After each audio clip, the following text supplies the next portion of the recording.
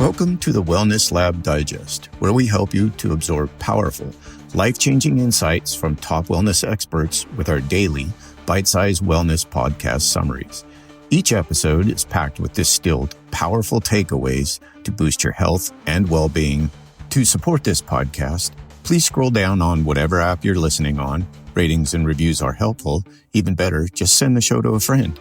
Or check out our sponsors at the bottom of the page, or simply click the Support the Show link. All right, diving in.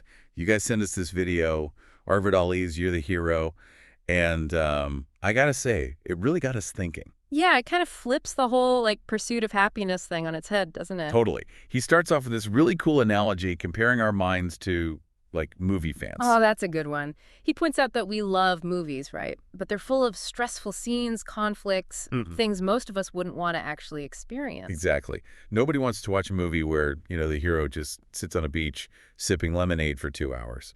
We crave the drama, the challenges, even if it stresses us out a bit. But why is that? Good question. Ollie really makes you think maybe we need these negative emotions to appreciate the positive ones. Or maybe it's like a safe way to experience these intense feelings without, actual danger. So it's like our minds are getting a workout in the emotional gym. I'm starting to see where he's going with this. Right. He's saying that maybe, deep down, we're always getting what we truly want emotionally, even when it seems like, we're not. But we often focus on external desires, right? The better job, the dream partner, the bigger house, thinking that's what will make us happy. Totally. But Ollie gets really interesting here. He suggests it's not really about those external things. It's about the internal experiences we associate with them. So it's not the fancy car itself. It's that feeling of success or freedom we imagine coming with it. Exactly. And our minds, whether we realize it or not, they're constantly generating these internal experiences. Thoughts, feelings, problems to solve. Some are pleasant, some not so much. But it's all part of the show, right? Okay, this is getting kind of abstract for me. I need a real-world example to really get this. Well, he uses hunger as an example, which is something we all experience, right? Think about when you really crave a specific food. Does the mental part of it, play it up more than the actual physical hunger? Now that you mention it. Yeah. Sometimes the craving feels way more intense than my stomach actually being empty. Right. Because, Ali says, our minds don't just passively register hunger. They create a story around it. First, there's the physical sensation, then the thought, I'm hungry. But then it goes a step further, right? It's like, I need to eat that specific food, and I need it now. My mind is turning a simple feeling into a whole dramatic production, with the craving as the star. Exactly. And his point is, maybe our minds are orchestrating that whole drama because on some level they want to experience it. Even the craving, even though it's uncomfortable, maybe it's something our minds are seeking out. Whoa, hold on. Even something as basic as being hungry is like entertainment for our minds. That's the radical idea he's putting forward, that we might actually find satisfaction in the whole experience, even the craving, because it creates a problem for our minds to solve. So my mind is setting me up for a challenge and then gets to feel good when I figure out how to eat something. Yeah, and that sense of accomplishment, of solving the problem, even if the problem was partially our mind's creation, that's part of what he calls inner joy. He even says we can learn to find the humor in it all. Think of it as a comedy movie. So instead of stressing about our problems, we should try to find the funny side of how our minds create this whole drama. Yeah. Imagine you're stressing about a work deadline. Can you see how that stress might be a little over the top? Like your mind's writing a bad sitcom about it. It's a pretty different way of looking at things, for sure. But does this mean we should just sit back and let our minds create whatever drama they want? Is there no point in trying to improve our lives or reach our goals if it's all just our minds playing games? That's a great question. And it gets to a key point Ollie makes about the difference between action and internal experience. He's not saying we should just become passive. He still believes in striving for things, So we shouldn't just sit on the couch and let life happen. Not at all. We can still work towards that better job, that new house. But the key is, try to detach your happiness from actually getting them. So it's like you can still be ambitious, go after what you want, but the happiness comes from within, not from achieving the goal itself. You got it. The happiness, the fulfillment, the joy, those all come from our internal experience, which we can learn to shape, no Yeah. matter what's happening around us. This is really fascinating. So he's saying we can have it both ways, go for our dreams in the external world while finding joy and contentment internally, no matter the outcome. That's the beauty of it, right? It's not about giving anything up. It's about expanding our definition of joy, recognizing that it can be found even in unexpected places, like in the middle of a challenge, or when we're feeling those so-called negative emotions. Okay, I'm really starting to see the value in this. It's like permission to stop taking life so seriously and start finding the humor in our own mental dramas. And that's a pretty powerful permission slip to have. It can really change how you experience everything. So we've talked about this movie analogy focusing on internal experiences, finding joy in our mental comedies. But Ollie actually breaks down how this all works using a specific example. You're talking about the hunger one, right? He uses it to show how our minds create these chain reactions of thoughts and emotions, even from a simple physical sensation. Exactly. It's like he's giving us a backstage pass to our own minds. And I think this is where it gets really practical for everyone listening.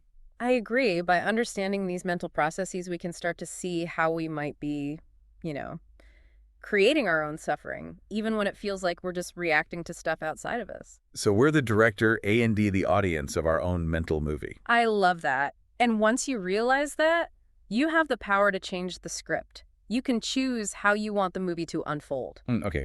I think it'd be super helpful if we break down all these hunger examples step by step, to help everyone grasp the practical side of this. Absolutely. It's a brilliant illustration. So he starts with that physical sensation of hunger, right, in the stomach. What happens next? What does our mind do with that physical signal? Well, Ali describes it as our minds don't just register the sensation passively, they immediately start creating a story. Like, our minds are natural storytellers. A story. Yeah. The mind generates the thought, I'm hungry, which is probably true, but then it adds, I need to eat something soon. And very often it's like, I need to eat that specific food, and that's when the craving really kicks in. It's like my mind is creating a 3-act play out of a simple feeling. That's crazy. And here's the really interesting part. Ali argues our mind goes through that whole drama because, on some level, it wants to experience it. Wait a minute. Even the craving, which feels so urgent and uncomfortable, is something my mind actually wants. Right. How does that work? Remember, he's saying that what we truly desire are internal experiences, and those experiences can include a whole range of thoughts, emotions, even problems to solve. So it's not that our minds are like masochistic and enjoy suffering. It's more like they crave variety, even if that variety includes some discomfort or a challenge. Exactly. It's like our minds are seeking a kind of dynamic equilibrium. They don't want to be stuck in, perpetual bliss. They want the full spectrum of human experience, even the messy parts. Okay, that's starting to make more sense.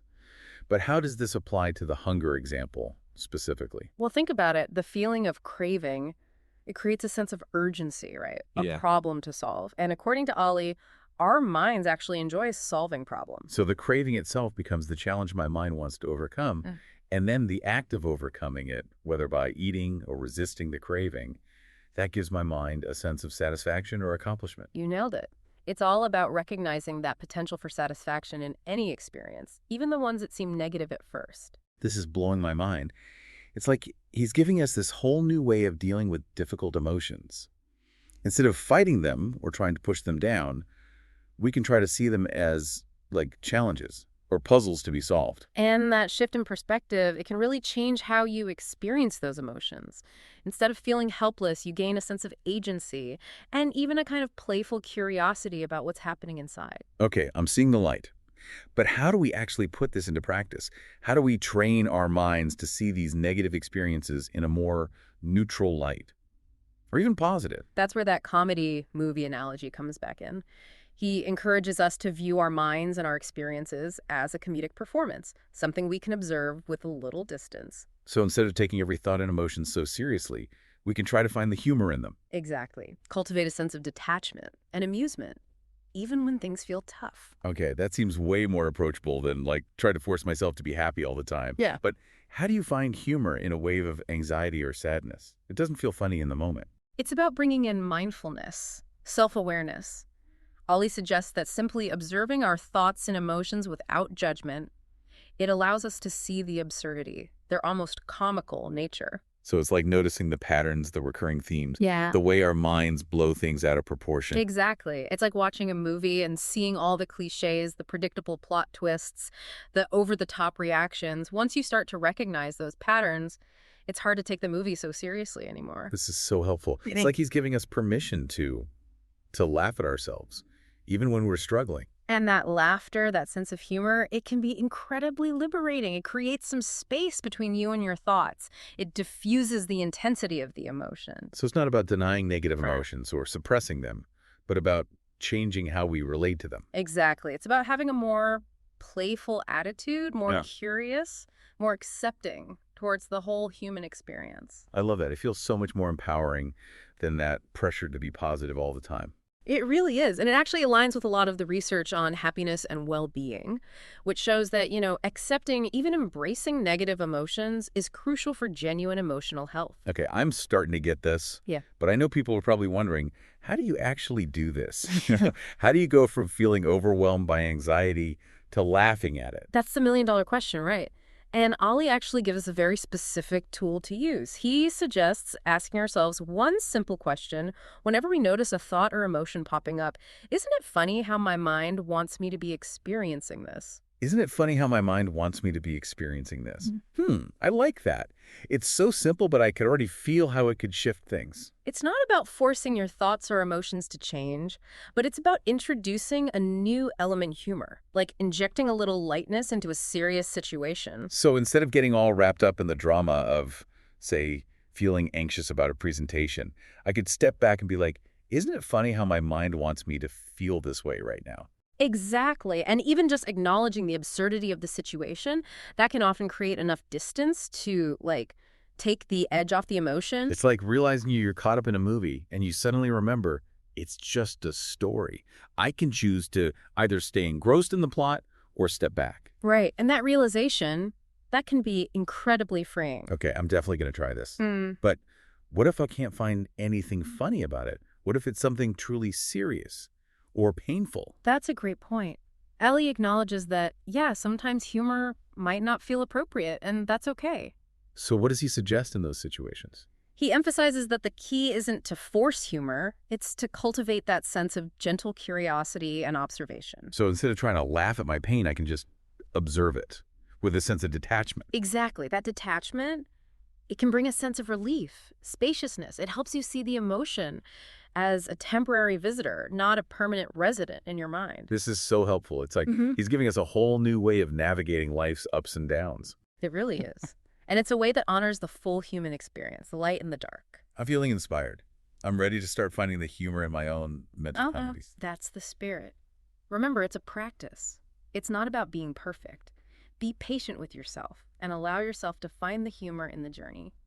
This has been such an insightful deep dive so far. We've covered a lot. The movie analogy, the hunger example, the power of finding humor in our internal experience. And we've explored how this perspective can lead to a more joyful and accepting relationship with yourself and your emotions. But before we wrap up part one, there's one more key takeaway from Ollie's video I think we need to address. The idea of action versus internal experience. You're right. We touched on it before, but it's worth revisiting, especially since it can be a bit confusing. It definitely threw me off. At first I was thinking, wait, if we can find joy in any experience, why even bother trying to achieve anything? It's a common misconception, and Ali addresses it directly. He's not advocating for us to become passive or to give up on our goals. Phew, good. Because I'm not ready to give up on my goals. And neither is Ali. He simply encourages us to detach our happiness or fulfillment from the outcome. We can still take action, pursue our dreams, go after the things that matter to us, but our happiness shouldn't depend on whether we succeed or not. So it's like we can have those ambitions and desires, but we shouldn't expect them to magically make us happy. The happiness is something we cultivate within, regardless of what's happening externally. That's the essence of it. It's a profound shift in perspective. Okay, that makes sense. So it's not about giving up on action. It's about shifting our focus from external achievements to internal fulfillment. Exactly. And that shift, it can be so liberating. It allows us to pursue our goals with passion, dedication, but without pinning our whole sense of self-worth on the results. So it's like we can still play the game of life, but we don't have to be so attached to winning or losing. That's a great way to put it. It's about finding joy in the playing, the process itself. I love that. It takes so much pressure off. And it allows you to be more present, more engaged in the moment, rather than always focused on the future. Yeah.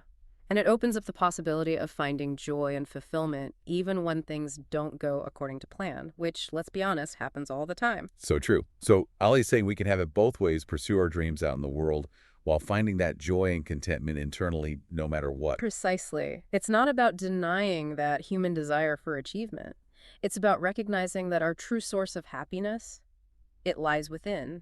I love that. It's about expanding our definition of joy, recognizing that it can be found even in unexpected places, like in the middle of a challenge or a setback. It's like finding a diamond in the rough. And it empowers us to take ownership of our internal experience, rather than letting external circumstances or fleeting emotions, dictate our happiness. This is making me rethink my whole approach to everything. It's like permission to stop taking life so seriously and start finding the humor, the joy, the unexpected beauty in the midst of it all. And that's a powerful permission slip to have. It can change everything. Okay, I think this is a great place to wrap up part 1 of our deep dive into Arvid Ali's You're the Hero. Yes, we've covered a lot of ground.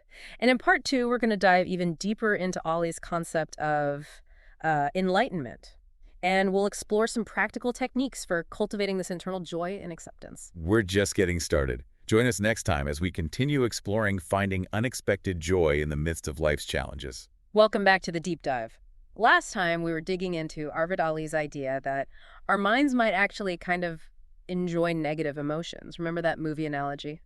And that hunger example? Oh, yeah. It was mind-blowing, like how our minds crave variety, even the not-so-fun stuff, and how we can shift our perspective to find that inner joy even when things are tough. Right. And today, we're going to explore one of the most, intriguing ideas Ali throws out there. His take on enlightenment. Ooh, enlightenment. That word always makes me think of, monks on mountaintops meditating. Not exactly my everyday life. Yeah, I get that. But Ali's not using it in that, traditional mystical sense. He's talking about a very practical shift in perspective, something we can actually, achieve. Okay, so Yeah. No robes required. What does he mean by enlightenment, then?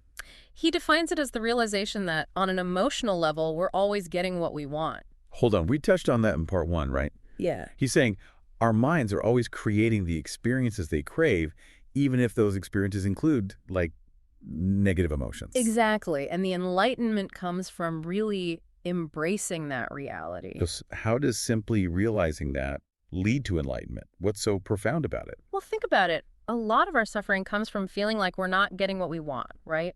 We're always striving, chasing, yearning for something outside of ourselves, a new car, a better relationship, Oh, yeah. Guilty as charged. Always wanting things to be different. And that constant wanting, that feeling of lack or not enoughness, that's what causes so much inner turmoil. But if we can really get on board with the idea that emotionally we're always getting what we want, well, that whole paradigm kind of falls apart. But releasing the grip of that constant desire. Exactly. And in that release, there's a huge sense of freedom, peace. Okay, I can definitely see the appeal of that. But doesn't this contradict the idea of taking action, striving for goals? If we're already getting what we want emotionally, why bother doing anything? Another great question. And again, Ali addresses this head on. He's not saying we should become passive. He still emphasizes taking action, pursuing the things we care about, but with a detached sense of happiness. So we can still have those ambitions, work towards goals, but we shouldn't expect them to be the source of our happiness. You got it. The happiness, the contentment, the joy, it all comes from that internal acceptance of our present experience, whether our external desires come true or not. Okay, this is starting to click for me. It's we can still play the game of life, but we're not so attached to winning or losing. The joy is in the playing itself. I love that analogy. And that detachment, it allows us to be more present, engaged in the process, not constantly focused on the outcome. So how do we actually cultivate this more enlightened perspective? How do we start embracing the idea that we're already getting what we want emotionally? Ali recommends a simple practice. It's basically noticing when you're feeling dissatisfied, when you're wanting things to be different. And then just gently remind yourself, On a deeper level, I'm already experiencing exactly what my mind wants me to experience. So it's about becoming aware of those patterns Right. and then consciously choosing to shift our perspective. Exactly. And it doesn't require denying those desires or pretending to be happy all the time. It's about recognizing the fulfillment that's already there in our experience, right? Even amidst the ups and downs. I like that. It feels way more grounded, more attainable than the traditional ideas about enlightenment. Right. And it opens the door to a deeper level of peace and contentment that doesn't rely on, external stuff. Okay, I'm definitely on board with this idea. But how does this relate to finding joy in negative emotions? The stuff we talked about in part 1. It's all connected. This sense of enlightenment actually makes it easier to find that joy in those challenging situations. Help me connect the dots here. How does that work? When we realize that we're always on some level getting what we want emotionally, even the unpleasant stuff, it becomes easier to approach those experiences with curiosity, acceptance, rather than resistance. So instead of trying to push those negative emotions away or wishing they weren't happening, we can see them as part of the bigger picture, part of the internal experience our mind is actually seeking out. Exactly. And that acceptance, that shift from resistance to curiosity, that's where the magic happens. Okay, I'm starting to see the light. But how do we move from, the intellectual understanding to actually experiencing this? It feels like a big leap. Well, that's where Ali gets super practical. He introduces a specific meditation technique in the video that can help. Ooh, a meditation technique. Tell me more. He describes it as simply noticing the sensations in your body and then observing the thoughts and emotions that arise in response. So it's kind of like a body scan meditation. Yeah, kinda, but with a twist. The focus isn't just on the physical sensations, it's on how our minds interpret and react to those sensations. So it's about becoming aware of the stories our minds are telling about our physical experiences. You got it. And Ollie suggests that by simply observing these stories without judgment, we can start to see the humor in them, the absurdity, even the beauty in how our minds work. Like watching a movie of our own internal experience and noticing all the predictable plot twists, the over-the-top reactions, the cliches. Exactly. And the more aware you become of these patterns, the harder it is to take them so seriously. You create some distance, some breathing room. Okay, I'm with you so far.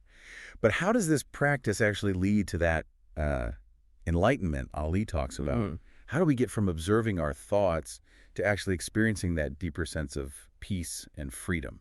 Ali argues that simply observing your thoughts and emotions without judgment, it creates space between you and those thoughts and emotions. So it's not about changing our thoughts or emotions, it's about changing our relationship to them. Exactly. And in that space, that detachment, that's where the freedom is. You're not at the mercy of your automatic reactions anymore. This is pretty empowering, actually. It's like reclaiming your power from those reactive patterns that often cause so much suffering. And that reclaimed power, that's what allows you to experience the joy, the peace that Ali describes as enlightenment. Okay, I'm definitely going to try this meditation technique. It seems so simple, yet so profound. It really is. And it's something anyone can benefit from, whether you're a seasoned meditator or just starting out. This brings us to the end of part 2 of our deep dive. What would you say is the most important takeaway for our listeners so far? I think the core message is happiness isn't something you find outside of yourself. It's something you cultivate within. And that cultivation begins with awareness. By paying attention to our thoughts, emotions, reactions, we create the space to choose how we want to experience life. Exactly. We take ownership of our internal experience rather than letting external circumstances or passing emotions dictate our happiness. And that ownership, that's what allows us to tap into a deeper well of joy, peace, even enlightenment. I'm so excited to continue this exploration in part 3. Join us as we dive into more tools and insights for cultivating this internal joy and living a more empowered life. Welcome back to the deep dive. We're wrapping up our exploration of Arvid Ali's You're the Hero, and wow, parts 1 and 2 were pretty mind-bending. Right. We really challenged some of those conventional ideas about happiness. Remember how we talked about our minds maybe actually enjoying negative emotions? And Ali's whole take on enlightenment. It's not what you'd expect. Not at all. And we even explored a specific meditation technique for, cultivating more peace and joy internally. It's been quite a journey. But what I appreciate about Ali's approach is, it's not about telling you how to think or feel.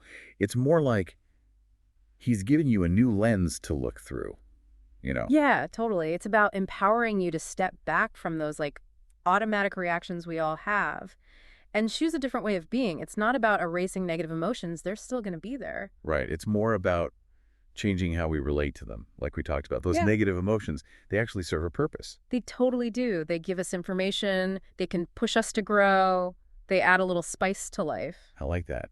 So we're not trying to become like emotionless robots. We're embracing the whole human experience with all its ups and downs. Exactly. And what Ollie's saying is, within that whole spectrum of experience, there's this potential for joy, for fulfillment. That's always there, no matter what's happening externally. That's such a freeing idea. It means we don't have to wait for everything to be perfect before we can be happy. We can find that happiness right here, right now. And that's the beauty of it. It's not dependent on anything outside of you. It's a choice. You can make it in any moment. So it's a shift in focus then, from what's happening around us to what's happening within us. You got it.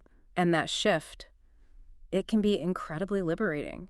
It takes the pressure off needing things to be a certain way before you can feel peace or joy.